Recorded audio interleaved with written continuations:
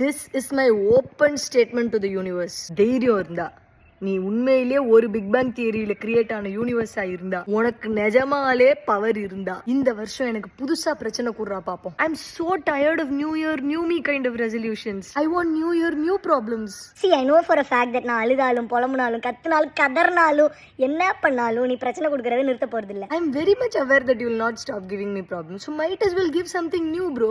Get creative, no? கொஞ்சமாவது மூளையை use பண்ணு. எப்ப பார்த்தாலும் health problem, family problem, job problem, relationship problem. Think out of the box, bro.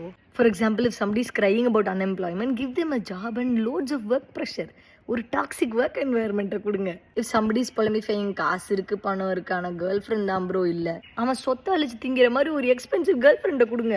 Please update yourself and give some variety bro. உனக்குலாம் appraisal session வச்சாதான் சரிப்பட்டு வரும். Universe bro, நான் சொல்கிறத சொல்லிட்டேன், நீ செய்கிறதுன்னு முடிவு பண்ணிட்டேன்.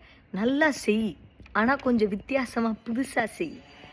Okay dear 2026, please coordinate with universe and do the needful.